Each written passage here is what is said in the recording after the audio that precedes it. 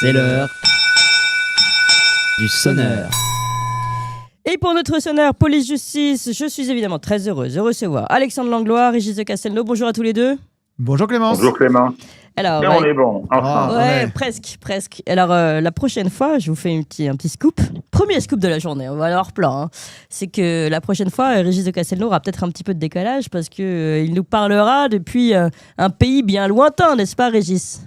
Absolument, Voilà. absolument. Tout à l'avance. Je quitte la France, je m'éloigne le plus possible d'Emmanuel Macron et je m'en vais au cœur de l'Asie.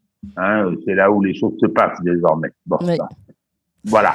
Bon, alors Régis, donc avocat à la cour, auteur du blog Vue du droit, auteur de Une justice politique aux éditions L'Artilleur, Alexandre Langlois, ancien policier, auteur de Essayer la démocratie au bal masqué de la Macronie, édition Talma, journaliste Toxin, chroniqueur Toxin, bref. Et puis maintenant, vous le savez, chers amis, c'est celui-là, il est là. Ouais. Si vous avez des questions à poser, donc là, vous pouvez le faire d'ailleurs tout au long de cette journée, pour Toxin près de chez vous, pour cette boucle directe avec Toxin, vous savez qu'ils veulent nous censurer, on va y revenir régulièrement, ils veulent nous censurer. C'est plus une blague, là on n'est plus sur attention, le loup arrive. Non, là c'est sérieux, on voit bien que le dossier Epstein les embête beaucoup, ils veulent fermer ce genre de médias, donc les nôtres.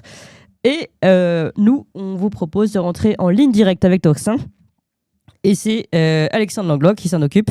Je crois même qu'il y a un mail maintenant. Tout à fait, c'est ce que j'étais en train de regarder, c'est près de chez vous, @toxin-media.fr et vous tombez sur moi du coup. Voilà. Donc c'est comme ça, c'est pratique. Et on peut le mieux, recenser. c'est qu'en plus, il répond aux mails. Donc, il lit tous les mails, il répond aux gens. Alors, je réponds aux mails. Donc, je précise, j'ai déjà pas mal de mails. Merci pour tous ceux qui ont déjà écrit, qui ont répondu. Parce qu'on a envoyé un petit mail pour la Bretagne pour ce soir, 17h, pour que les abonnés soient informés d'où on était exactement. Pour rentrer dans cette ligne directe, il faut s'abonner. Il faut s'abonner, exactement. Après, il y aura le direct pour ceux qui ne peuvent pas venir, tout ça. Et après, sinon, si vous connaissez des gens qui sont abonnés. Et bien sûr, donc je suis en retard dans les réponses parce qu'on met tout en place. Donc, j'ai reçu pas mal de mails. Donc, il va travailler dans le train, vous inquiétez pas. Je vais travailler dans le train. Il y a des gens qui vont à droite à gauche en France qui nous ont proposé des idées. Je vais vous répondre. Je vais juste prendre le temps. Et après aussi, on est en train de travailler pour ceux qui ont payé par chèque ou par d'autres façons que par Internet sur la page du site. On va mettre à jour aussi les coordonnées mail, etc. Donc, si vous n'avez pas, ou n'hésitez pas à envoyer un petit mail près de chez vous en disant oui, j'ai envoyé un chèque ou j'ai fait ci, j'ai fait ça pour qu'on puisse mettre à jour le plus rapidement possible pour rentrer nos fichiers. Dans cette ligne directe de Toxin, faut s'abonner. Et pour ceux qui s'étaient déjà abonnés avant et qui, du coup, là, on active cette ligne maintenant, vous expliquez tout ça à Alexandre. Évidemment, on vous mettra dans les boucles et donc dans les informations de ce qui se passe dans Toxin près de chez vous. Mais pour ça, il faut vraiment s'abonner pour rentrer dans les informations. Donc, je crois que le mail, là, il s'affiche toxin-media.fr/nous pour cet abonnement spécial ligne directe Toxin. Chers amis, merci. Alors, on va peut-être aller dans le vif du sujet. Bon, évidemment, tout concerne un peu, tout retourne autour de ce dossier Epstein et de tout ce qui va s'ébranler autour. Mais on va commencer quand même par des sujets, on va dire, annexes pour aller se rapprocher progressivement du cœur du nucléaire. Et si vous voulez bien, on peut commencer par Amélie de Montchalin, par exemple, qui a été nommée à la Cour des comptes. Donc, lors du Conseil des ministres, Emmanuel Macron a confirmé la nomination d'Amélie de Montchalin à la tête de la Cour des comptes à partir du 23 février. Donc, elle viendra remplacer Pierre Moscovici. Je rappelle qu'Amélie de Montchalin est un pur produit du macronisme, qu'on dit brillante d'ailleurs, actuelle ministre des Comptes publics. Et évidemment, beaucoup ont dit qu'il y avait un conflit d'intérêts du RN à LFI en vue de sa désignation. Donc en avance, ils ont vu ce conflit d'intérêts. Peut-être un petit mot là-dessus. Je crois qu'on va commencer par, j'allais dire Didier Maistre, que je n'ai même pas encore présenté, par Régis de Castelnau. Eh bien, écoutez, d'abord, première remarque, ma chère Clémence, c'est que vous parlez mal. On ne dit pas toxin, on dit toxine. Oui, c'est vrai. C'est obligatoire désormais. C'est une infraction que vous voulez faire. Si vous voulez parler du savant qui a découvert des théories de la relativité, vous devrez dire Albert Einstein. Moi, j'ai téléchargé pour le voyage, j'ai téléchargé le film Frankenstein. Pas le droit. C'est interdit. Il faut que ça rime avec Lénine, Staline, Helsinki, Poutine. Attention. Et si vous décidez de voyager au Liechtenstein, non, au Liechtenstein. C'est le truc le plus grotesque que l'on puisse entendre, c'est naturellement lié au complot. Alors, Madame de Montchalin, qui est nommée à la Cour des comptes, présidente de la Cour des comptes, qui a peut-être les titres, les énarques, etc. Je veux dire, à la limite, pourquoi pas, c'est une décision souveraine du président de la République, mais qui pose un sacré problème. Juste, pardon, excusez-moi, cher Régis, on a un micro un petit peu lointain, un petit peu grésillant. Est-ce que vous voulez pas essayer de le tourner vers vous, là? Parce que d'habitude, on vous entend très bien. Hop. Et là, c'est moins quali, on va dire. Ah non, alors là, on vous entend plus du tout. Donc... Ah, mais mon chat vient de le censurer en direct. Oui. Alors peut-être... Ah, remarque, c'est intéressant, ça va... Alors, vous avez complètement perdu, Régis. Finalement, j'aurais dû ne rien vous dire. Ah, peut-être, écoutez, Régis, pendant que vous réglez votre micro, est-ce qu'on pourrait pas écouter Maude Bréjon, porte-parole du... Ah oui, on vous entend par bribes. Bon, attendez, on va écouter Maude Bréjon, porte-parole du gouvernement, qui réfute l'idée, elle, de conflit d'intérêt. Aucun problème, aucun conflit d'intérêt. Écoutez ça. La polémique est là depuis 2 jours. Marine Le Pen, ce matin encore, demande solennellement au président de la République de renoncer à cette nomination parce que, effectivement, il y a peut-être un problème de conflit d'intérêt. Une ministre des Comptes publics qui va devoir contrôler le budget qu'elle a elle-même négocié, elle-même écrit, elle-même fait voter dans les prochains jours. Est-ce que ça pose pas un problème de conflit d'intérêt? Est-ce que cette nomination n'est pas problématique? Alors, d'abord, ça ne pose aucun problème de conflit d'intérêt. Et attention quand même aux expressions que l'on emploie. Je ne le dis pas pour vous, mais pour éventuellement ceux qui l'utiliseraient. Et ça ne pose pas de conflit d'intérêt parce que la structure et l'organisation inhérente à la Cour des comptes, le fait qu'elle repose notamment sur des décisions collégiales, Amélie Montchalin ne travaillera pas seule, fonde cette indépendance qui continuera. J'ajoute par ailleurs que ce n'est pas la première fois qu'un ministre en exercice est nommé à la Cour des comptes. Voilà, donc aucun problème. Est-ce qu'on a récupéré Régis? Vous m'entendez là? Ouais, et mieux, voilà, bravo. Et au passage, je vous félicite parce que non seulement on vous entend mieux, mais il y en a plein des auditeurs qui me disent que vous êtes très bien coiffé aujourd'hui. Ben, il suffit de passer la tondeuse, ma chère. Hein, d'aller chez le merlan, comme on dit dans un certain langage, de se faire ratiboiser la colline. Bon, alors, okay. Donc, eh bien, écoutez, Madame Bréjon, mais vraiment tant de duplicité, de mensonges, tenir ces discours, mais comment peut-on le soir se regarder dans la glace? Enfin, bon, c'est comme ça. Alors, il y a 2 problèmes avec cette nomination. Clairement, conflit d'intérêt, j'aime pas ce terme. Non, faut dire les choses. Madame Montchalin a présenté un budget, c'était sa responsabilité de ministre. Celui-ci a été adopté grâce aux socialistes, qui sont devenus les soutiens du pire, du macronisme. Ah, ils sont pas devenus, ils l'ont toujours été, puisque c'était leur candidat en 2017. Bien. Donc, c'est son budget qui a été adopté, et hop, immédiatement, elle devient patronne de l'institution d'une des 4 cours suprêmes françaises pour en contrôler l'application. Il y a un sacré problème. Rappelez-vous une autre histoire qui concernait Madame Simone Veil, pour laquelle j'ai pour des tas de raisons le plus grand respect, mais qui quand même était membre du Conseil constitutionnel. Et pendant la campagne sur le TCE 2005, elle s'est mise en congé du Conseil constitutionnel pour faire la campagne pour le oui. Et ensuite, elle a réintégré le Conseil constitutionnel, qui était l'institution judiciaire qui devait contrôler la régularité du scrutin. Mais en France, c'est vraiment de mauvaises habitudes, mais là c'est la pire. C'est véritablement Emmanuel Macron détruit tout. Il détruit tout, c'est son projet. Il a décidé de détruire les institutions. Il a supprimé le corps diplomatique. Il a supprimé la préfectorale, etc., etc. Il laissera. Quand il partira, et c'est la deuxième observation que j'entends faire, quand il partira quand? Parce qu'il ne peut pas se représenter en 2017, et qu'est-ce qu'il est en train de faire? Il met en place le dispositif du Conseil d'État, du coup d'État, pardon. Le dispositif du coup d'État. Il a mis Ferrand à la tête du Conseil constitutionnel, il met maintenant Montchalin, qui sont ses créatures, qui sont ses laquais, et puis le reste est à l'encan, les nominations judiciaires, les nominations à la tête de l'armée, etc., pour que le scrutin de 2027 ça dans la poche. Ce scrutin soit totalement faussé, totalement truqué, dans un premier temps. Donc, on va essayer de mettre une marionnette, et à mon avis, on va y parvenir, je suis assez pessimiste. Et deuxièmement, une fois que ce nouveau président sera mis en place, admettons qu'il y ait quelqu'un qui entretienne quelques nuances avec Monsieur Macron, hein, je pense à Attal ou je pense à Édouard Philippe, eh bien, il sera totalement enserré par le fameux système de l'état de droit, c'est-à-dire que le Conseil d'État, hein, qui est verrouillé lui aussi, le Conseil constitutionnel qui est verrouillé, la Cour de cassation qui est verrouillée, et maintenant la Cour des comptes qui est verrouillée. Elle était déjà avec Moscovici. Donc, c'est véritablement le dispositif du coup d'État qui se profile. Hein, c'est-à-dire qu'on ne veut pas d'alternance en 2027, donc on fera tout pour ça, hein, et la nomination scandaleuse du fait de cette contradiction d'intérêts dont je viens de parler avant, cette nomination, elle est bien destinée à ça. Parce que les prérogatives de la Cour des comptes sont importantes, hein, y compris des prérogatives juridictionnelles.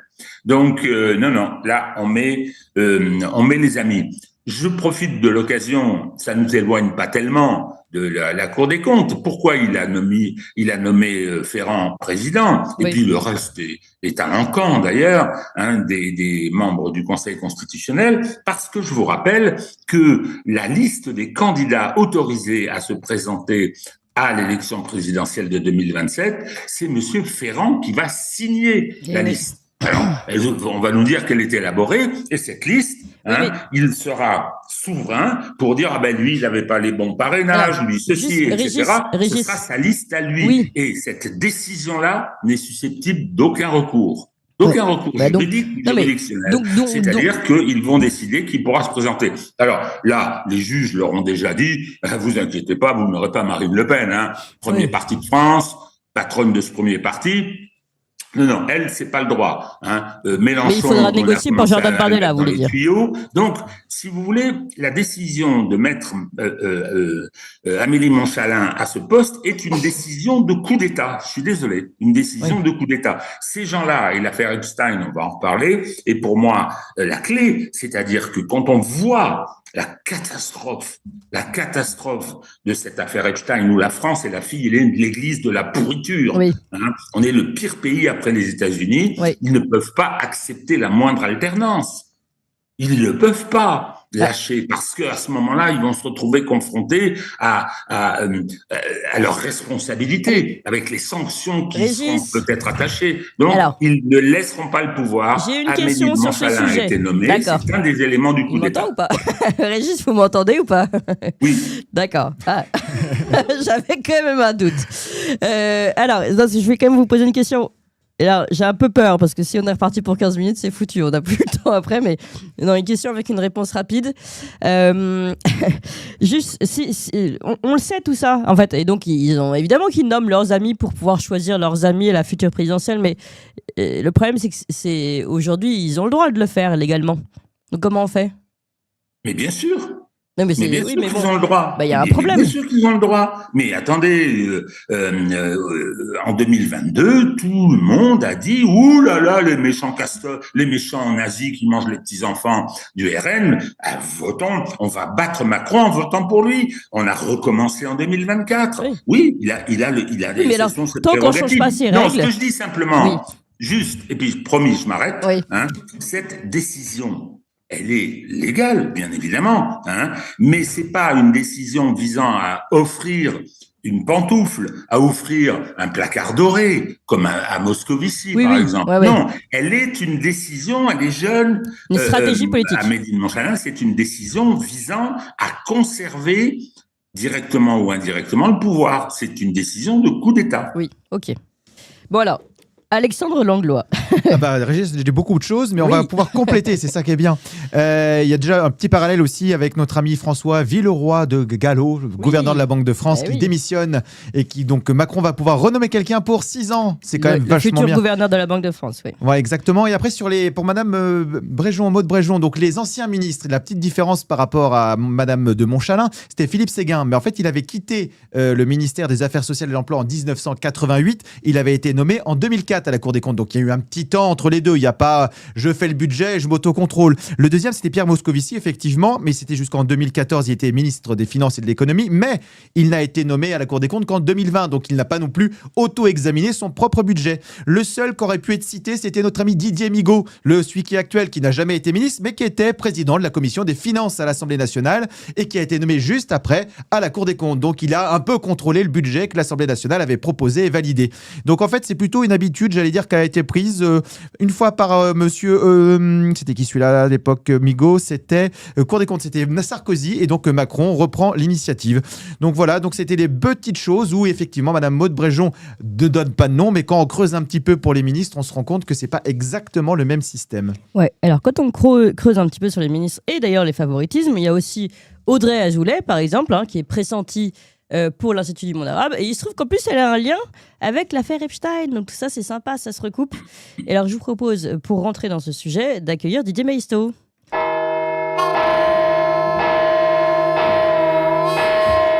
Le coup de tocsin. Bonjour Didier Maisto. Bonjour Clémence Boukoua, comment ça va? Mais il apparaît comme ça, soudainement, ouais, sur cette table. Salut Didier. Ouais, ambiance KTM, orange, blanc et noir. Exactement. Je quitte ma machine et voilà, je suis avec vous.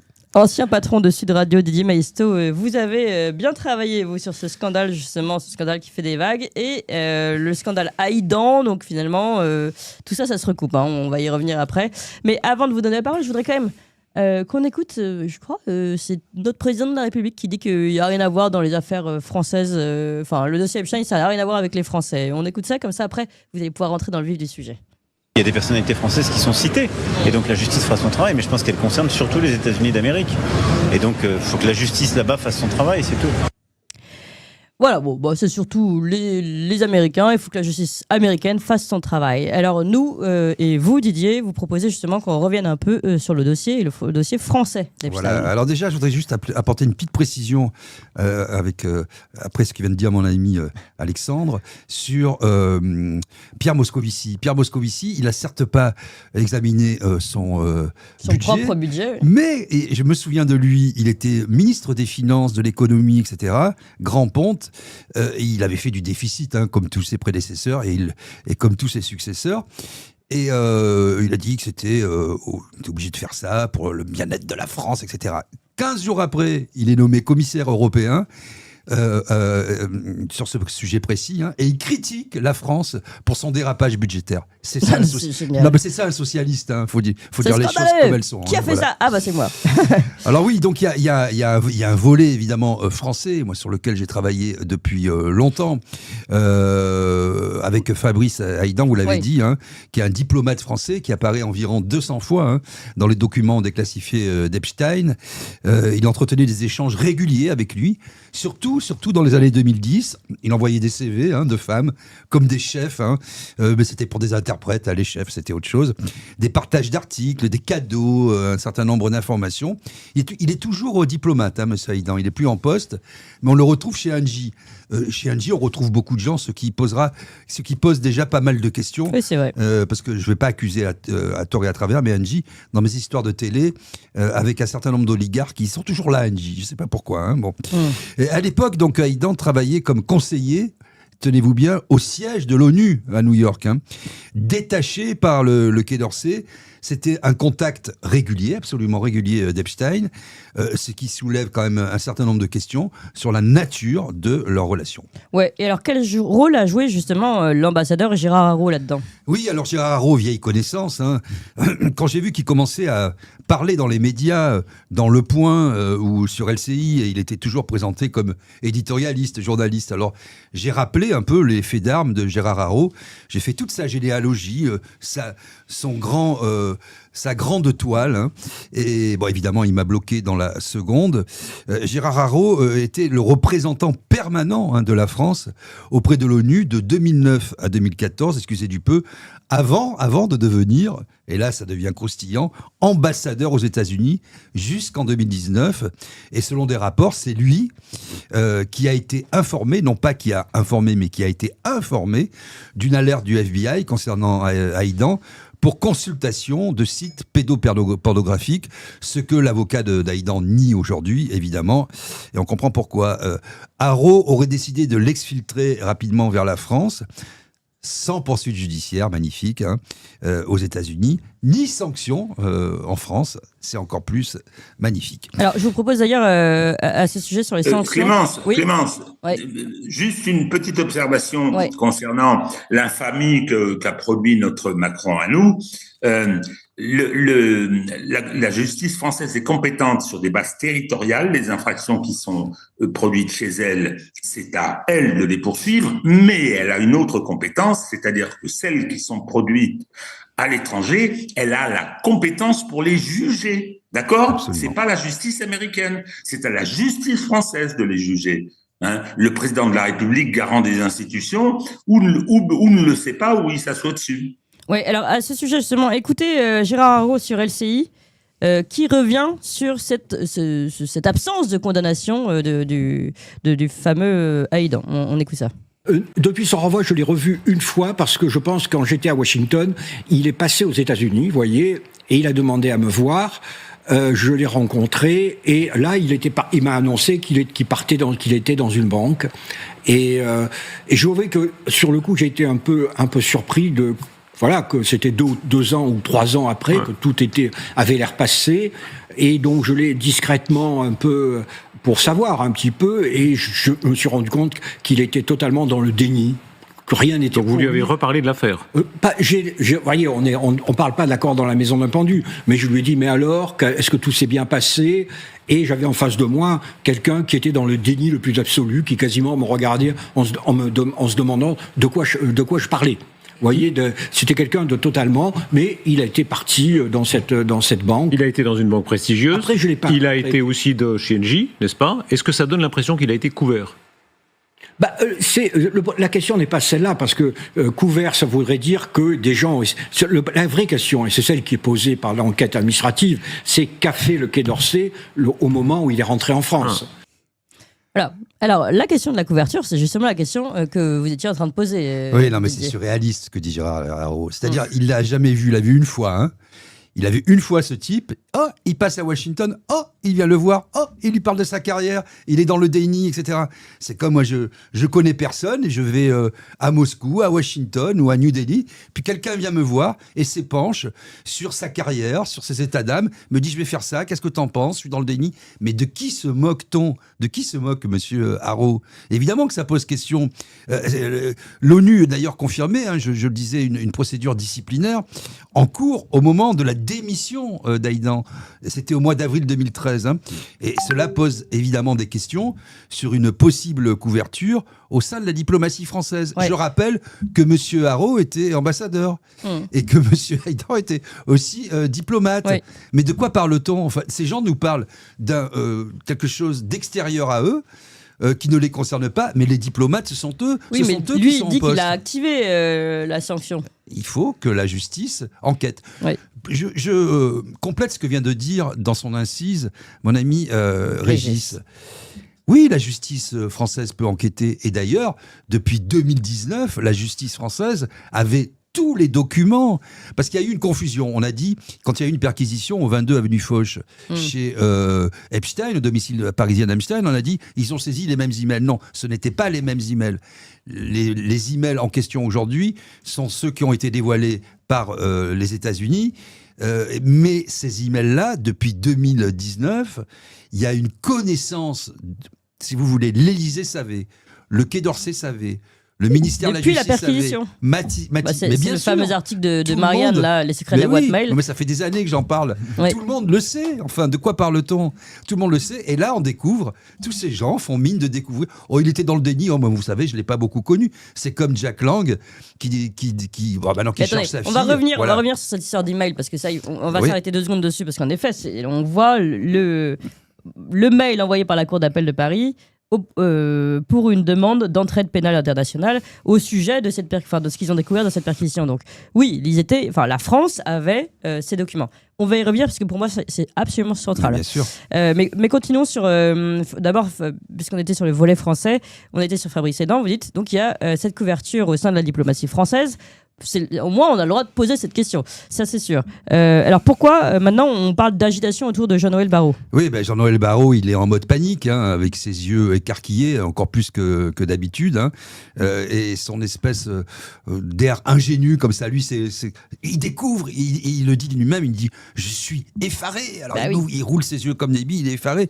Les liens persistants d'Aïdan avec Epstein, après cet incident, de toute façon, expliquent sans doute cette agitation récente de tout le Quai d'Orsay et particulièrement de Jean-Noël Barrot.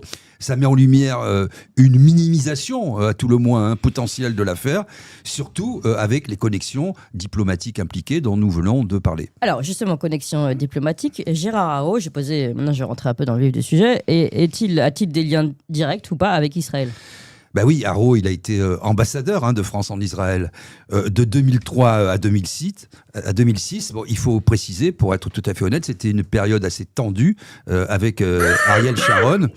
Et après sa retraite en 2019, alors là, magnifique, il rejoint NSO Group comme conseiller, tenez-vous bien, externe sur les droits humains. NSC Group, comme conseiller externe sur les droits humains, je répète tellement c'est lunaire. Oui. De 2019 à 2020, le temps de faire quelques affaires. Et NSO, ça ne dit pas grand-chose au grand public, mais là, je vais tout de suite éclairer tout le monde. C'est l'entreprise israélienne qui est spécialisée en cybersurveillance et qui est connue pour Pegasus. Vous savez, le spyware qui a écouté un peu tous nos ministres, qui a écouté Macron. Et quand on disait, mais les services leur disaient... C'est incroyable, un ambassadeur français qui aurait travaillé pour ceux qui écoutent le président français. Il a été d'ailleurs mis un peu épinglé par la HATPV, la haute... Bon, bref, c'est impossible à prononcer pour la surveillance, soi-disant le truc créé par Hollande, là. Mais en fait, il a tout fait dans son coin. Et quand même, les ministres leur disaient, les policiers chargés de ça, mais rendez votre portable, parce que là, ça commence un petit peu à craindre. Ils ne voulaient pas. Ils ont continué à parler d'affaires d'État sur des portables, comme nous et moi, non sécurisés. Enfin, c'est pour vous dire aussi la légèreté de tous ces ministres macronistes. Peut-être que ça leur est égal, finalement, d'être espionnés par les amis. Voilà, donc, les alliés. Il y a eu des journalistes aussi qui ont été écoutés, des dirigeants d'entreprises et non des moindres, et tout le personnel politique français, par une boîte israélienne de cybersécurité, dont le commercial de luxe était un ambassadeur français, Monsieur Gérald Haro, qui n'a rien vu, ne sait pas, ne sait rien, et n'a plus rien à dire. Il n'y a pas de chance. C'est incroyable quand même. Mais est-ce que pour autant, c'est pas parce qu'il travaille avec Israël que pour autant il est directement lié à Epstein ? Oui, alors là, il faut faire attention, il n'y a aucune preuve directe de connexion personnelle, en tout cas, ou professionnelle, entre Haro et Epstein. Haro a même déclaré publiquement avoir refusé une invitation à dîner avec Epstein en 2013, si j'ose dire. À contrario, ça mange pas de pain. Après une vérification rapide sur Google, il est bien Haro, il a Google, il vérifie sur Google. Il a expliqué ça sur LCI. Voilà, il googleise. Moi, je regarde sur Google. Voilà, il a dit il a une mauvaise réputation, donc Epstein, moi je vais pas dîner avec lui. Non. C'est vachement rassurant pour la diplomatie française d'ailleurs. Tout marche sur Google. C'est performant. Voilà. Et donc, des tweetos évidemment, et puis des observateurs l'accusent de détourner l'attention en représentant Epstein comme un agent russe. Epstein, prononcé Epstein, ça rime avec Poutine, plutôt qu'un Israélo-américain, le qualifiant de bot israélien ou de traître pour son travail justement chez NSO. Et ces théories, ces affirmations suggèrent un écosystème d'espionnage commun, mais c'est spéculatif, il faut le dire, c'est sans preuve concrète, en tout cas à ce jour. Bon, alors maintenant, revenons à Fabrice Aïdan, ou Aïdan, je ne sais jamais comment on dit, après l'ONU. Il a travaillé où après l'ONU ?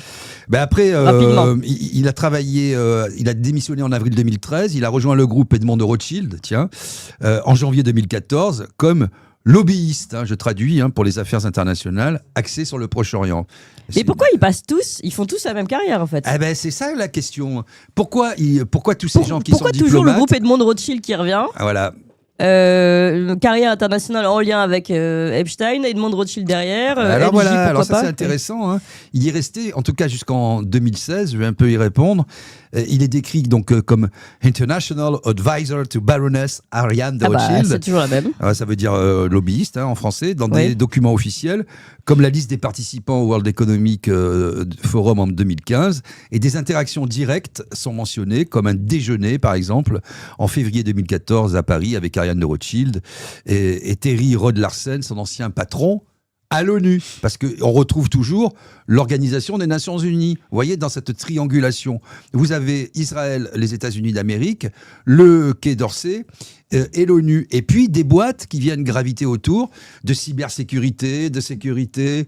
Mais n'y voyez là que l'interprétation de l'artiste et le hasard des rencontres, hein, n'est-ce pas? Alors, les liens entre Ariane de Rothschild et Epstein, nous, on les a déjà rappelés ici dans une chronique de Guy de Lafortelle, donc on ne va pas vous refaire tout l'historique. Je vous renvoie, parce qu'on va gagner du temps un peu, avec cette société Southern Trust Company. On voit en effet les 25 millions de dollars qui sont envoyés par le groupe Edmond Rothschild dans un contrat signé à Jeffrey Epstein. Donc ça, voilà. Mais quelle était la raison de tout ça, en fait? La raison, en fait, cette banque, qui est une banque suisse, était en délicatesse avec les États-Unis, avec le fisc américain, pour simplifier, parce qu'il y avait de l'évasion fiscale.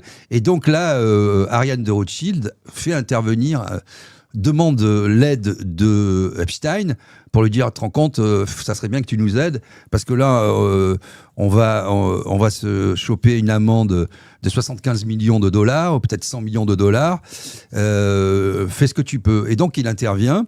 L'amende, finalement, ça sera un peu plus de 45 millions de dollars, et il avait fait signer ce qu'on appelle dans le monde des affaires des success fees, c'est-à-dire, en fait, si ça marche, il obtient des commissions, quoi, voilà.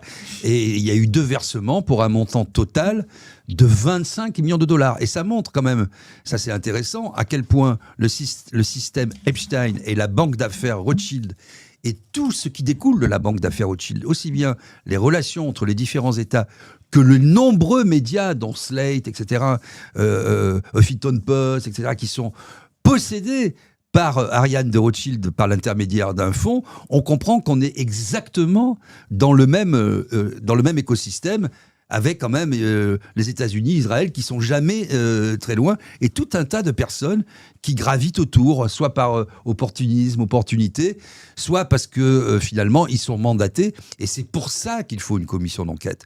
C'est pour ça que la lumière doit être faite. Maintenant, on a les noms. Bon, nous, on les avait déjà. J'en parlais hier avec Jacques Cardoz, qui a présenté pendant des années complément d'enquête, qui lui-même en 2019 avait fait une enquête, un magazine sur Epstein. Il a été déréférencé depuis qu'il a quitté France Télé par Delphine Ernotte. On ne peut plus avoir une seule de ses émissions sur le site. Mais, commission d'enquête qui a été refusée par la présidente de l'Assemblée nationale. Oui, parce qu'elle dit qu'il y a une confusion possible, des gens. Des séparations des pouvoirs. Oui, elle dit qu'il y a un problème de la séparation des pouvoirs. C'est fantastique. Peut-être faire réagir un petit peu tout le monde là-dessus, Alexandre Langlois, sur la commission d'enquête parlementaire. Mais même avant la commission d'enquête, quand Macron dit « laissons la justice faire son travail », on voit bien déjà qu'il y a un problème, parce qu'on est en 2026. Donc 2019, les mails sont sortis dans l'affaire Brunel, du coup, un autre prédateur et copain de notre ami Epstein. Et après, il y a la deuxième chose aussi, on nous dit « ah, on découvre Jack Land, attention, c'est avec la donation, comment ça se passe avec sa fille ?» Eh bien, ça tombe bien, l'Est républicain a fait un article le 7 octobre 2020.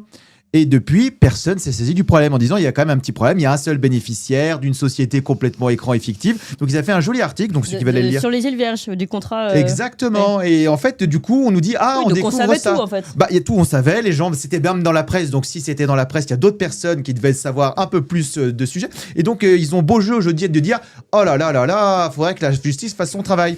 Et ce qui est intéressant, c'est que d'ailleurs la justice fait tellement bien son travail, c'est que même pour Jack Land au début, il a été convoqué pas par la justice, mais par notre ami Jean-Noël Barrot au ministère des Affaires étrangères. Oui, par rapport à son poste... Attendez, redites, pardon, là j'étais déconcentré. Non, pour Jack Land, pour tous ces petits problèmes, il avait été convoqué par Jean-Noël Barrot au ministère des Affaires étrangères. Parce que, évidemment, l'Institut du monde arabe. Mais du coup, c'est pas la justice. C'est-à-dire que c'est très bien, mais les choses dépassent une petite enquête administrative où on vous dit c'est pas bien, vous tapez sur les doigts. C'est comme le PNF. Alors, tiens, Régis. Régis, il est resté très sage. Écoutez, on l'a maté, on a fini par le mater. Il n'ose plus parler. Régis, commission d'enquête. Macron, non, je laisse parler les autres, c'est le débat. Non, Macron passe son temps à dire ça. Il faut que la justice, alors la justice américaine, non, ce serait la justice française. Rappelez-vous, s'il y a du pénal, il faut aller au pénal. McKinsey. Alors McKinsey, comme il y avait une pétition de magistrats qui hurlait qu'il ne se passe rien, ils ont entamé quelque chose et depuis ça dort paisiblement. Il y a qu'à demander à la justice. Oui, c'est facile à dire puisqu'elle ne bougera pas. les magistrats français, le sommet des magistrats français est totalement verrouillé dans le service d'Emmanuel Macron. Oui. Donc ce sont des blagues. L'article 40 de pour ce monsieur aidant, l'article 40 lancé par Jean-Noël Barrot, n'ira absolument nulle part. Oui. Voyons. L'article 40, vous peut-être rappeler, peut-être rappeler ce que c'est que l'article 40. Oui, c'est un article du Code de procédure pénale, un vieux truc qui a été redécouvert, moi j'ai bien connu, qui dit que tout fonctionnaire, donc agent public, qui a connaissance de faits susceptibles de recevoir une qualification pénale, doit en aviser le procureur. Ouais. Mais c'est pas une plainte, hein, c'est je vous informe. Et il appartient ensuite au parquet de faire son boulot. Et le parquet ne le fera pas. Puis c'est tout. Oui. C'est tout. Écoutez, le fonds Marianne, les pièces jaunes, etc. Alors revenons, justement, Régis, puisque je vous ai, évidemment, il faut que je vous donne le sujet sur le PNF avec l'enquête sur Jack Lang. Jack Lang, pour le moment, la seule chose qui a bougé, c'est le PNF qui soit saisi. Et alors ça, c'est une bonne nouvelle, non ? Oh oui, une bonne nouvelle c'est une bonne nouvelle pour Jack Lang. Oui. Hein? Admettons, j'ai fait le calcul, admettons que le PNF, pour une fois, les magistrats qui le composent fassent leur devoir et respectent leur serment et accomplissent leur mission, c'est-à-dire fassent le boulot, hein, et remontent sur tout ce qu'on sait de Jack Lang, hein, et que, hop, on arrive à une instruction, parce qu'après l'enquête, il faut une instruction, magistrat du siège, ensuite, il faut une ordonnance de renvoi devant le tribunal correctionnel, il faut une audience, il faut un jugement, il faut un appel, et peut-être une cassation. Je pense que pour pouvoir être définitivement jugé, si les magistrats faisaient quand même leur boulot, il faudrait que Jack Lang batte le record de Jeanne Calment. Hein, parce qu'il y en aurait pour 30 ans.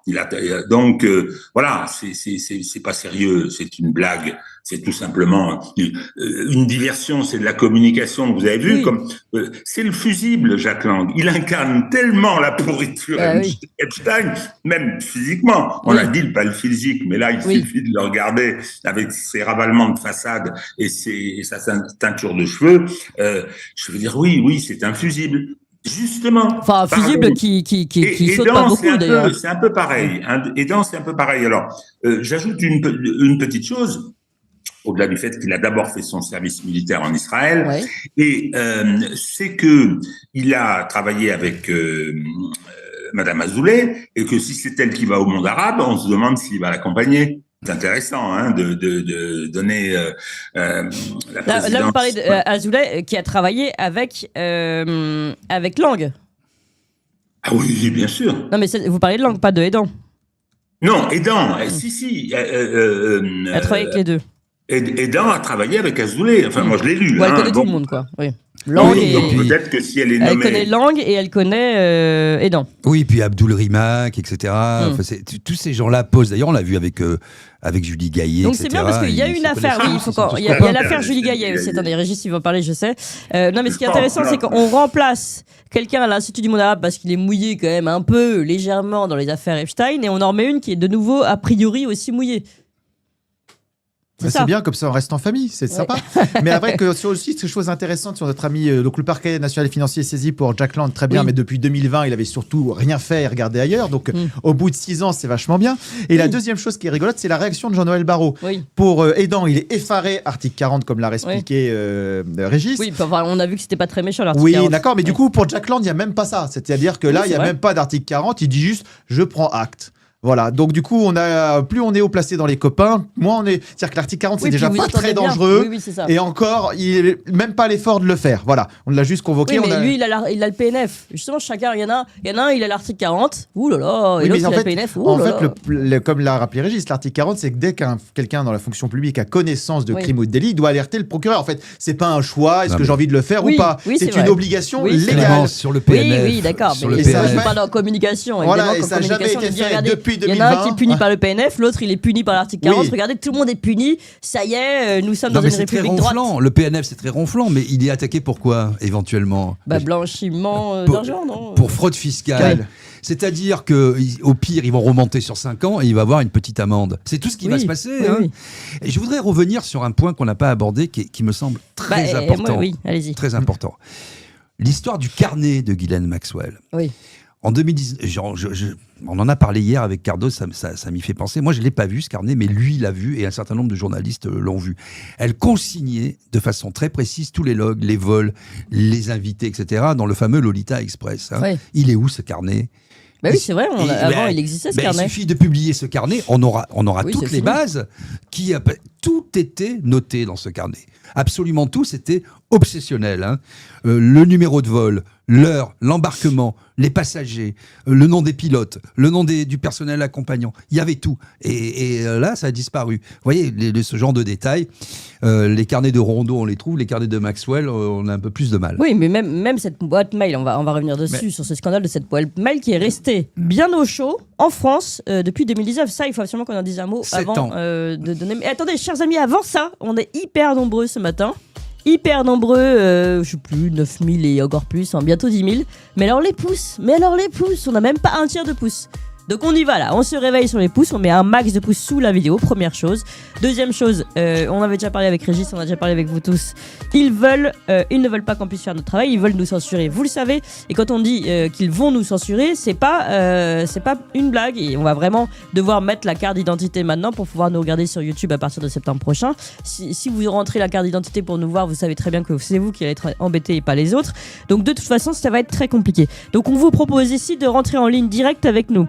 Faites-le, abonnez-vous. Le don, c'est rien. C'est à partir de 1 €, vous pouvez faire un don. Vous pouvez faire plus, évidemment, pour nous soutenir. Vous savez qu'on a plein de beaux projets.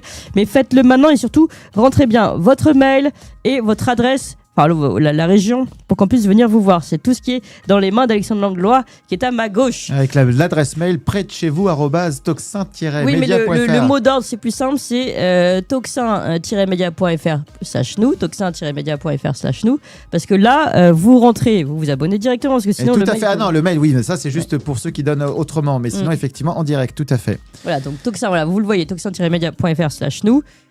Vous faites un don, vous vous abonnez comme vous voulez et vous rentrez dans la chaîne directe de Toxin, c'est important. Et surtout, mettez un gros paquet de pouces parce qu'on est très nombreux, on parle de sujets fondamentaux. Tout à l'heure, je rappelle aussi qu'on a Michael Schellenberger, c'est quand même pas n'importe quoi, hein, c'est le bras droit d'Elon Musk. On va lui poser la question justement. Qu'est-ce qu'il y a dans la tête d'Elon Musk ? Elon Musk a dit qu'il fallait publier l'ensemble des vidéos Epstein, floutées s'il le fallait, mais l'ensemble des vidéos. Moi, je voudrais savoir si c'est pas Elon Musk qui va finir par les publier sur son réseau. Ce sont des questions qu'on va poser à Michael Schellenberger dans quelques instants aussi, chers amis. Et voyez, il est vraiment au cœur du sujet, il a pas mal d'informations, donc restez présents ici sur Toxin, évidemment. Alors, je reviens sur cette histoire de la boîte mail de Jeffrey Epstein qui était dans les mains de la justice française depuis 6 ans. Alors, vous l'avez dit, Didier Maïsso, on l'a, pour ceux qui suivent l'affaire, oui.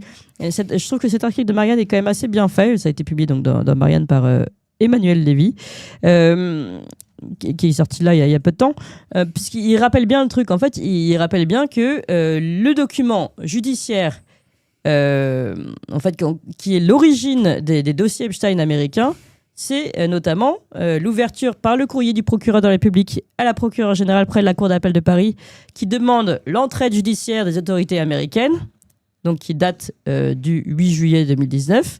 C'est ce document-là qui ouvre à l'ensemble des correspondances qui sont liées aux correspondances et aux affaires françaises, en fait. Alors, ça, c'est très important ce que vous dites, parce que c'est passé sous silence. Il y a eu une enquête. Quand il y a eu la révélation de tous ces documents, il y a eu une enquête sur, comment il s'appelait le type de l'agence Brunel. Brunel, il y a eu une enquête. Hein. Donc il a été entendu, etc. Il a été incarcéré. Il a été suicidé. Hein, bon. Et il y a eu même des victimes violées qui ont témoigné. 8 dans ma mémoire, oui c'est ça, 8. Il y a eu des appels à témoins qui ont été lancés dans la presse, partout, et puis plus rien. Le désert, le silence. Mais il en est où cette justice-là ? Il n'y a pas eu de procès. Il n'y a pas eu de procès. Alors lui, il y avait procès. Oui, il y a eu le procès Brunel. Il était en prison, etc. Mais bon. Pas de peau, il est mort. Hein. Lui aussi, d'ailleurs, la caméra. La caméra est floutée. Les gardiens avaient piscine. Bon, voilà. Les traces de strangulation n'étaient pas celles du drap à la Redoute. Bon, c'est fantastique. Non, mais là aussi, c'est une réunion magnifique de hasard. Il n'y a pas de hasard, il n'y a que des rencontres. Il a rencontré un drap. Et puis voilà, ça s'est mal passé. Que voulez-vous ?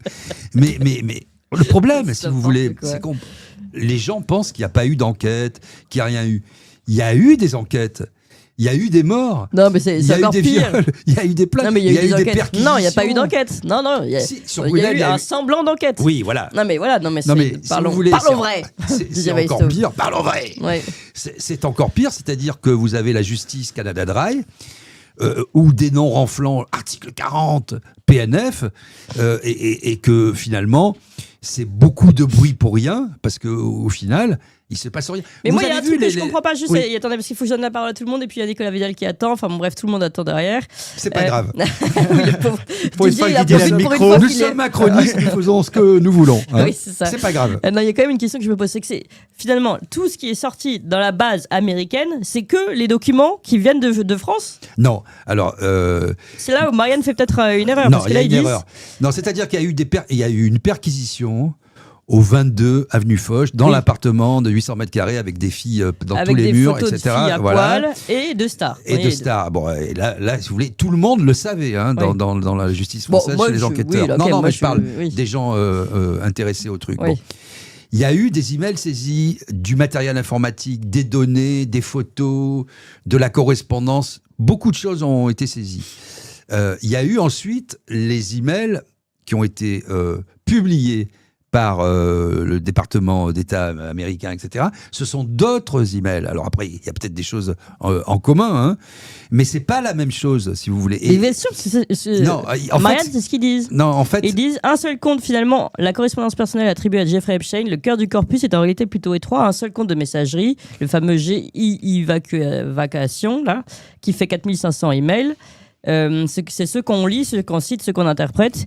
Les documents existent, notes, pièces de procédure, mais ils ne relèvent pas de la même source et du même statut probatoire. Ce qui voudrait dire que finalement, nous ne sommes que sur un corpus très restreint d'une correspondance évidemment très orientée et qui en fait il y a encore un monde derrière. Non, mais il n'y a pas de corpus restreint, si vous voulez. Il y a une adresse email, il y a un certain nombre d'emails qui ont été saisis, qui ont été analysés, et c'est sur la base des documents qui ont été mis à la disposition de la justice française par la justice américaine après une demande d'entraide qu'il y a eu véritablement cette enquête. En fait, eux, ils ont récupéré ce dossier, mais ils en ont d'autres. Voilà. Alors après, moi, je suis incapable de vous dire quel est le pourcentage américain, le pourcentage français. Oui. Il y a évidemment des chevauchements, mais ce n'est pas un seul et même dossier. C'est ça qu'il faut comprendre. Mais ça n'a aucune importance, en vérité. Ce qui est important, c'est du détail. Ce qui est important, c'est de savoir que la justice française était au courant depuis 2019 et qu'elle n'a pas rien fait, mais qu'elle n'a pas fait grand-chose. Et sur des affaires sensibles, telles que celle-ci, impliquant des ambassadeurs, des patrons de grandes entreprises, des ministres ou d'anciens ministres, des présidents d'institutions prestigieuses, des diplomates, vous pensez bien que l'Élysée est dans la boucle. Enfin, ça n'a aucun... L'Élysée, Matignon, tous les services de police, de justice sont, et je parle sous le contrôle d'Alexandre. Si vous voulez, c'est l'affaire du siècle. Quand vous voyez évidemment que Macron est au courant. Évidemment que Macron il dit que c'est une affaire américaine. L'affaire, c'est beaucoup plus simple pour Macron, du coup. Et c'est pour ça qu'il a choisi, d'ailleurs, en termes de champ lexical et champ sémantique, il faut toujours écouter ce que dit Macron, hein, parce qu'il ment avec perfidie. Il dit que c'est une affaire essentiellement américaine. Oui. Ça ne veut pas dire qu'il n'y a pas d'affaire. Hein. Bah oui, évidemment. Alors, un petit mot, Régis. J'avais une image aussi à vous proposer où on voit la nomination de notre ami aidant par Audrey Azoulay, qui recrute donc, on voit cette lettre ici, qui recrute une communicante de l'Élysée et un diplomate. Et qui est ce diplomate? Vous voyez en jaune en bas. L'équipe de la directrice générale de l'UNESCO est également renforcée avec l'arrivée du diplomate Fabrice Aïdan au nouveau poste de... Ah bah vous voyez, là, ils mettent le petit ITREMA, d'ailleurs. Au nouveau poste de responsable des relations extérieures et institutionnelles. Ces derniers attaché au Quai d'Orsay. Il est mis gracieusement à la disposition de l'institution onusienne par la diplomatie française. Voilà. Ils sont tous liés. C'est intéressant. Non, mais là, il y a un problème gigantesque de confusion des genres. Vous ne pouvez pas être diplomate et travailler pour des industries de l'armement ou de surveillance de pays étrangers, quels qu'ils soient. Vous ne pouvez pas être diplomate et faire des affaires avec des officines. Vous ne pouvez pas être diplomate et vendre vos services à des entreprises mondialisées. Ça ne devrait pas être possible. Et je pense que là, la France fait preuve de beaucoup de légèreté parce qu'elle ne le fait pas à son profit. Elle le ferait à son profit encore. Je veux dire, quand Haro et Aïdan se livrent à leurs activités annexes et fort rémunératrices, le font-ils pour la France? Non, ils le font contre les intérêts français. Moi, c'est là que ça me pose un problème. Bah oui. Enfin, déjà, c'est déjà gênant le pantouflage. Dans l'absolu, c'est gênant. Mon cher Didier, l'exemple part de très haut. Moi, je me rappelle d'un chef d'état-major de l'armée française. Absolument. Comment qu'il n'était pas un gentleman, comment il n'était pas carrément un chevalier. Il s'appelait, rappelez-moi, De Villiers, le frère Pierre de Villiers, viré par Macron comme un malpropre, parce qu'il avait dit la vérité devant le Parlement français. Il avait fait son devoir. Eh bien, qu'est-ce qu'il a fait? Il est allé pantoufler, ils vont tous. Chez les Américains. Même les militaires, il a été au Boston Consulting Group, qui est un établissement américain. C'est-à-dire que l'homme qui a eu les plus grands secrets d'État français avec le président de la République, qui est le chef de l'armée française, de la dissuasion, etc., il n'a pas, il vient à peine de sortir de son poste de SEMA, qui va chez les Américains. Mais qu'est-ce que c'est que cette façon? Alors aujourd'hui, il vient parader sur les réseaux, ceci, cela, oui, l'armée, machin, etc. Et il y a plein de gens qui disent, il faudrait qu'ils viennent remettre de l'ordre. C'est un système qui est complètement, je veux dire, corrodé, corrompu, et vous posiez une question tout à l'heure, Clémence, en disant mais il y a plein de gens, etc. Oui, tout le système, système qui ne rassemble pas tant de gens que ça, toute cette hyperclasse et ses laquais, sont ensemble. Ce que révèle l'affaire Epstein, là, je reconnais que j'ai été un peu naïf, un peu ingénu. Je me suis pas beaucoup intéressé auparavant à l'affaire Epstein, là, et j'ai vu un voile qui se déchirait. Je me suis dit mais c'est pas possible. La corruption, je savais, le no limit, je savais, mais là on est dans le crime et on est dans la dépravation la pire. On parle de pédocriminalité, etc. Et tous ces gens sont dans ce système, se connaissent. C'est extraordinaire. Parce que ce que raconte cette publication... Attendez, Régis, dans les gens qui se connaissent, on va beaucoup taper sur la gauche, mais il y a Olivier Collomb, ancien conseiller diplomatique de Nicolas Sarkozy, de 2007 à 2012, spécialiste Afrique, qui désormais travaille comme monsieur Afrique du groupe RN. Qui est dedans aussi, donc et donc quand on se demande pourquoi personne ne veut entamer cette commission d'enquête parlementaire. Je vous rappelle que Monsieur BHL, qui est totalement lié à ce système, à cet ensemble, alors c'est pas le plus corrompu au plan financier parce qu'il est richissime, parce que son père a exploité le bois africain. Donc, il a jamais travaillé pour l'acquérir lui. Cet argent, il est à lui, très bien, c'est parfait. Il a été un espèce de ministre des Affaires étrangères occulte de la France. Il a convaincu Nicolas Sarkozy, qui est parti avec les Britanniques foutre en l'air la Libye, provoquer une abominable catastrophe. Et ça, c'est parce que BHL relayait les souhaits de l'État d'Israël. La droite, bien évidemment, ils sont tous ensemble. Mais me racontez pas de nouveau la fable gauche-droite. C'est quoi? C'est la fausse alternance. Je voudrais dire un truc là-dessus. Il faut tout faire péter, ils ne sont pas si nombreux. Alors comment on fait pour s'en débarrasser? C'est l'Occident, c'est la maison Occident qui est pourrie. Oui, mais donc il faut se débarrasser de tout ça. Oui, ça viendra pas par les urnes. Parce que il a raison. Un mot chacun, après c'est fini. Alors, je vais boucler sur BHL qui me semble être finalement l'archétype de ce système et le représentant parfait de ce système. L'Irak, la Libye, l'Iran, il a toujours soif. L'Ukraine, il a fait 1000 entrées, etc. Il faut voir que ce monsieur est le pape de l'édition en France. Il a fait changer la loi pour être à la tête toujours de Arte, alors qu'il a dépassé la limite d'âge. Il a sa chronique dans Le Point. Tous les journalistes sont des larves rampantes devant lui. Moi, je l'ai vu à CNews, je l'ai vu, je parle des journalistes, entre guillemets, c'est-à-dire les journalistes mainstream. Il faut voir les yeux de Chimène. Moi, j'ai vu Laurence Ferrari. Quand il y a BHL qui rentre, elle est tout chose. Bon. mais non, mais il faut le dire, quoi. Parce qu'à un moment, il faut mettre des noms en face des situations. Tous ces gens-là s'abreuvent à la même source. Parce qu'ils ont peur, parce qu'il défait les carrières dans l'édition, dans le journalisme, dans la politique. C'est un ministre des Affaires, c'est le véritable ministre des Affaires étrangères, et surtout, c'est le véritable ministre de la guerre. Quand on voit ce qui s'est passé en Libye, quand on voit ce qu'est la Libye mais là, aujourd'hui... vous ne dites pas comment on fait pour se débarrasser de tout ça. On fait la révolution. Ah, ok. Je vais vous dire quelque chose, je ne vais pas appeler à l'insurrection, parce que ça n'a aucun sens. Et puis on n'a pas le droit. On n'a pas le droit. Mais chacun comprendra ce que je vais dire. Dans un système vermoulu comme ça, de la cave au grenier, où tout le monde se tient, où les médias sont tenus par 10 oligarques, pas 9, 10. Et puis là, ils se tiennent pas que par la barbichette. Voilà, où les réseaux sont déjà largement réduits et où on va être sous surveillance, où tout est numérisé. Finalement, aujourd'hui, vous avez vu, moi j'ai reçu quelque chose de ma banque hier. Si vous voyagez, dites-nous parce qu'on pourrait vous bloquer. Organisez votre voyage avec nous. Non mais ça va pas, non, etc., etc. Les élections, comme l'a dit Régis, elles sont verrouillées. Moi, j'avais dit il y a quelques années, comment on fait ? On va se passer des élections. On s'en est pas passé. Ils ont fait pire. Ils ont fait le DSA, etc. Donc, comment on fait ? Bien, écoutez, c'est chacun qui prend son courage à deux mains. Moi, je pense que ça passe par la petite cellule de proximité. Soyez indépendant aussi. Hein, la famille, si on etc. dépend des comptes en banque et des machins. Non, mais vous savez, je vais conclure là-dessus. Oui, mais alors concluez vraiment. Parce on a dépassé 15 fois là. Non, mais c'est pas grave parce que c'est important. Ce qu'on dit aujourd'hui, pour l'avenir. Oui, mais c'est vrai. Il faut faire de l'eau. De l'eau. Il faut que l'eau monte et qu'on submerge.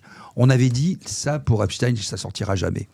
On avait dit pour un certain nombre, ça sort. Et quand choses sortent... Et les gens viennent se renseigner chez nous, figurez-vous. Oui, les gens ne peuvent plus... Parce que là, ils en ont marre des infos. Ils ne peuvent plus colmater. Ouais. À un moment, ils sont obligés. Alors, ils lâchent. Aujourd'hui, ils lâchent Jack Lang. Demain, ils lâcheront quelqu'un d'autre, etc. Si on ne dit rien, on trouvera toujours un plombier qui mettra un peu de Chatterton, qui colmatera la... Donc on en parle, on fait du bruit, ça monte. Et faites du bruit ce soir. On met des pouces, on intervient dans le... DJ. Voilà, et il faut être conscient, en revanche, dans quel univers on est. Les élections ne changeront rien. Et le mal principal, c'est celui de l'Union européenne. Ils sont tous d'accord et ils ont pratiquement, à l'exception de LFI, d'ailleurs, il faut le souligner, tous voté pour la censure, y compris le RN. Oui, ça, il faut aussi le rappeler. Hein. Allez, Alexandre Langlois, le pauvre, il n'a pas beaucoup eu la parole aujourd'hui. Alors sur les ces deux grands bavards. Ces deux grands bavards, mais c'est pas grave, c'est toujours très instructif et les sujets sont importants. Ouais, il est gentil. Ah oui, il est bien élevé. Il est bien élevé. C'est pas comme Castelnau. Non, mais il a quand même. Dis donc, et vous pouvez parler. Hein. Et donc, sur les conflits d'intérêts, donc on a parlé de Pierre de Villiers, mais on a un autre. Il y a des gens qui n'ont aucune figure non plus. Je rappelle que Thierry Breton, commissaire en repart et tout ce qu'on veut, travaille pour la Bank of America aujourd'hui, malgré toutes ces jolies critiques. Ensuite, Macron a résolu le problème des conflits d'intérêts entre les diplomates et le pantouflage dans le privé. Je rappelle qu'il a détruit le corps diplomatique, tout simplement maintenant. C'est juste des nominations à la gueule.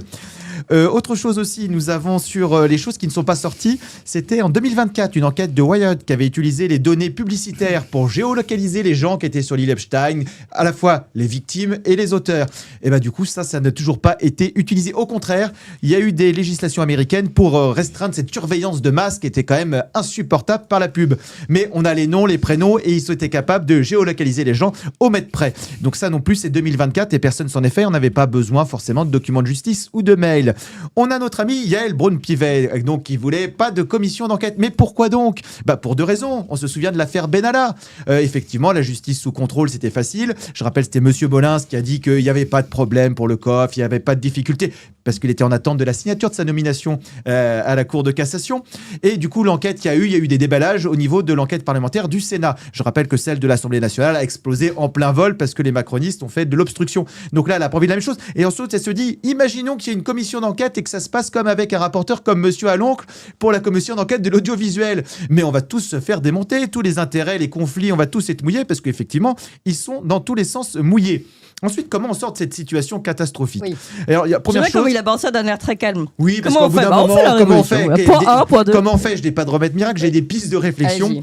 La piste numéro 1, il y a les municipales qui arrivent là, dans pas longtemps. Jusqu'au 26 février, vous pouvez déposer des listes. Si jamais il y a 500 listes, je veux dire, il y a 500 maires qui sont listés sur des listes citoyennes proches des gens, ça permet d'avoir des signatures pour un candidat citoyen hors système. Donc il y a encore une petite faille dans le système qu'ils n'ont pas verrouillé. Rassurez-vous, ils vont y penser parce qu'au fur et à mesure, l'accès à la... les municipales, il faut pouvoir le faire. Hein. Non, mais voilà, mais je veux dire, il y a 36 000... Votez pour les indépendants, en gros. Non, mais déjà, créer des listes en disant est-ce que ça sert à quelque chose ? Il y a 36 000 communes en France, il faut 500 signatures. J'avais calculé que si toutes les personnes qui peuvent donner des signatures signatures à l'élection présidentielle, du parrainage. On dit oui, qu'est-ce qu'on peut faire? Dans ma commune, j'ai une liste citoyenne, c'est mon voisin, elle est super, et je pense qu'il a des chances d'être élu à Mortagne-au-Perche. Il y en a partout. Mortagne-au-Perche. Voilà. Donc il en faut 500. Une vieille connaissance. Et après, organiser un petit débat, quel candidat citoyen pour casser ce système. Il y a encore une petite faille, mais il verrouille au fur et à mesure le système pour plus que ça arrive. Et l'autre solution, ça c'est là pareil aussi, c'est une idée, c'était le système des syndicalistes, du syndicalisme du fin 19e, début 20e, avant qu'ils soient achetés après-guerre à coup de subventions, etc. Leur idée, c'était de se dire, on s'organise nous-mêmes. Donc, ils avaient créé déjà des choses de sécurité sociale. C'est ça que je veux faire. Ils s'organisent eux-mêmes. Ils avaient leur propre sécurité sociale, leur propre caisse de grève. On reste en boucle directe. Donc, toxin-media.fr/nous. Exactement. On s'organise nous-mêmes. Pour qu'on s'organise nous-mêmes. Tu vas avoir du boulot. Hein. Mais du coup, non, mais c'est ça, c'est s'organiser nous-mêmes. Et ce qu'ils avaient dit, ils avaient mis en place des sécurités sociales, des caisses de grève, ils avaient organisé les luttes. Et leur réflexion était la suivante. Ils ont dit, à un moment, si tout le monde nous rejoint dans notre système, qu'on organise de nous-mêmes, avec nos moyens, nos bonnes volontés, au bout d'un moment, ils sont tout seuls dans leur système. Et faute de personne, leur système va s'écrouler d'office. Donc ça, c'est à nous de nous organiser. Et donc, du coup, effectivement, bon rebond, Toxin près de chez vous. Non, mais c'est ça, c'est exactement ce qu'on veut faire. En fait, de toute façon, ils sont en train de tout centraliser, tout contrôler. Ils veulent vraiment nous censurer, on le voit, ça commence. Donc voilà, il faut vraiment sortir de leur système à eux. Et donc construisons notre propre système. Et de faire Alors, les choses. Régis, un dernier mot petit ou pas? C'est à moi, oui. La parole à la défense. Le Titanic, rappelez-vous ce film que j'avais beaucoup aimé, le Titanic, la séquence où le bateau vient de se voir déchirer sa coque sur le côté et on voit l'ingénieur qui est du voyage venir avec les plans et il démontre que les réservoirs vont se remplir et hop, basculer dans le suivant et que le bateau est perdu. Dès le début, il le dit, le bateau est perdu, ça va être de cet ordre. Deuxième observation rapide, le monde change, c'est un grand virage qui est en train de se passer, l'Occident est en train de sortir de l'histoire. Je suis surpris de son état de pourriture. De pourriture, c'est pas moral. De pourriture, c'est un bâtiment vermoulu mangé par les termites. Eh bien, les gens qui conduisent le changement, je pense au Sud global, je pense avec les deux gros que sont la Chine et la Russie, ont parfaitement compris ça et sont extrêmement prudents parce que ça peut être catastrophique, ça peut mal se passer. Donc, il y a ces deux choses-là. Je ne sais pas comment ça va se régler. Je pense que on va sortir d'une phase de 500 ans, celle de la domination occidentale. Et donc, essayons, dans la mesure où on est du mauvais côté de l'histoire, essayons que pour ce qui nous concerne, on joue d'abord un rôle positif et ensuite on ne dérouille pas trop. Une petite anecdote sur ce que vient de dire Régis sur le Titanic, parce que l'analogie est encore plus flagrante. Vous voulez chanter? Non, pas du tout. Ça, c'est sur l'histoire du Titanic. Every night in my dream, I see you. Ouais, vas-y. Non, sur le Titanic. Sur le Titanic, c'est que la construction du Titanic, ils avaient construit. Je pense qu'on peut faire mieux. Oui, alors allez-y, Alexandre. Sur le Titanic, ils l'avaient construit comme étant insubmersible. Ils ont dit pour des raisons d'économie, on va pas mettre de canot de sauvetage. Donc du coup, ils ont dit, y a pas de problème, on peut pas couler, donc on fait des économies. L'ingénieur qui avait dit, non, on sait jamais, on va quand même mettre des canaux de sauvetage suffisamment pour tout le monde. Ils l'ont viré du projet. Donc déjà, même pour le Titanic, dans la conception, il y avait ce côté, on gagne du pognon et on vire les lanceurs d'alerte. Le Titanic, on est pas reparti sur un sujet. C'est la démocratie française. Oui. Une cooptation ratifiée par un vote dont l'ingénieur en chef vient de dire que ça va couler et dont le résultat du vote n'importe absolument pas. Une cooptation ratifiée par un vote qui finit par quoi? Par un naufrage. Un naufrage. Résumé des comptes, apprenez à nager. Et sauvez-vous vous-même. Prenez des bouées. Et c'est la bouée Toxin, chers amis. Regardez, j'ai demandé à mon réalisateur DJ de mettre de la musique. Vous a dit de faire du bruit. Donc on fait du bruit ce soir. Non, on a même le spot qui fait ambiance disco. Oui, c'est ça. Avec l'ambiance disco, on peut... Et Vidal va nous faire du rap. Allez. DJ ça, en plus c'est DJ ça. Nicolas. Vous êtes bien sur Toxin ce matin. Vous nous écoutez et surtout, vous mettez des pouces, chers amis. C'est parti, on met des pouces.